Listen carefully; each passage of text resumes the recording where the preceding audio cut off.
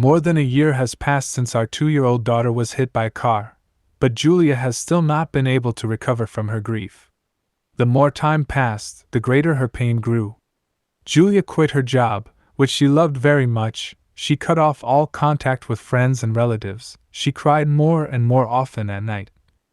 More than once I caught her in the middle of the night going through Amanda's things and toys. My wife flatly refused to get rid of them.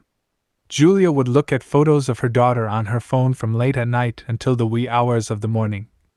I was also in a lot of pain, but I tried to be strong. For Julia's sake. At first it seemed to me that my loved one just needed time to pull herself together and try to somehow move on with her life. But with each month the situation continued to worsen. My wife was fading before my eyes. The climax of all was when Julia left home for the store and did not return. She was gone for 2 days. I was off my feet looking for my wife. I called all the police, friends, and acquaintances. And we managed to find her. At the cemetery. Julia was sitting and crying over her daughter's grave all the time. My heart bled when I saw the picture, in her thin autumn coat, kneeling in the snow and leaning against the gravestone, trembling. The poor mother was in tears. But the most frightening thing was her gaze, wandering and utterly detached. As much as I hated to admit it, I couldn't cope. Julia needed a doctor's help.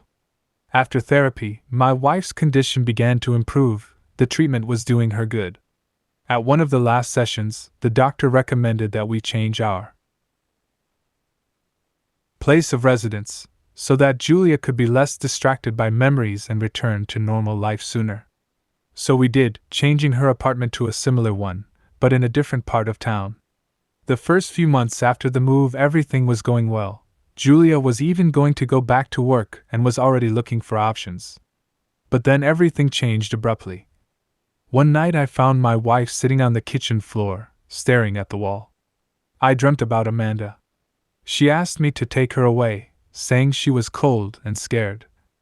Julia said emotionlessly.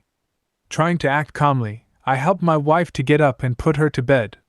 But a few days later the situation was repeated again. She's there, said Julia. I can hear her crying. Who? Where is there? I did not understand. Amanda. She's there. My wife pointed at the wall. I can hear her crying. I dream of her every night, asking me to take her away. I'll go crazy soon. Julia, the doctor said that dreams sometimes. You don't understand. I can hear her. She's calling me for help. Julia screamed. It cost me a lot of effort to calm my wife and bring her back to the bedroom. At that moment I felt powerless again. I did not want to go through that nightmare again. Julia's mental state continued to deteriorate. One night she woke me up and said she heard Amanda crying. I strained my hearing, but it was useless. Julia was going crazy. The next day my neighbors called me and told me that if I didn't calm my wife down right away they would call the police. I left everything and rushed home from work. I found Julia with a hammer drill, with which she chiseled into the kitchen wall. God! Julia! What are you doing? I was afraid, trying to take the hammer away from my wife. Where did you get it in general? By the time I got there my beloved had already managed to drill a lot of holes in the wall. It seemed as if a few more blows and she'd cut through the wall. Leave me alone. Amanda's in there. Let go of me. Julia burst out, choking back tears. I have to save her. Amanda is dead. I couldn't stand it anymore and started screaming. Do you understand? You can't bring her back. We have to move on. I can hear her crying. She's calling me. My wife wouldn't let up. Julia! You cannot hear anything. I specifically asked all the neighbors no. One has small children. It's all in your head. No. No. She's calling me. Julia got really hysterical. No matter how hard I tried, I couldn't calm her down. It hurt me to do it, but I saw no other way out at the time. I called an ambulance. The ambulance staff administered a strong sedative to Julia and she immediately passed out. They suggested that I take her to the hospital, but I couldn't. My wife was not crazy, I didn't know what just meant. After seeing the doctors and thanking them for their help with a ruble, I moved his wife into the bedroom, and myself went into the kitchen. I was shaking all over. My head was buzzing with thoughts and emptiness at the same time. I had no idea what to do next. Suddenly I heard crying. A real baby crying. The sound was coming from the side of the wall. I think I was losing my mind now. I walked over to the mangled wall and put my ear to it. The child was wheezing and gasping for air. It seemed to cost him a great deal of effort to cry. I remembered Amanda crying, but the crying behind the wall was unhealthy. There was definitely something wrong with the baby. So the neighbor tricked me and someone has small children after all? Although, wait. It's the next door. I don't think he could have known. Or maybe I was just imagining things. I listened to silence. The crying stopped. I waited a few more minutes. The baby was silent. To make sure that I was not crazy, I checked on Julia, who was sleeping, and went to the neighboring staircase. When I got to the right floor, I rang the doorbell. The doorbell doesn't work, don't try. The grandmother looked out of the apartment across the hall and stared at me. I looked decently dressed. What are you doing here?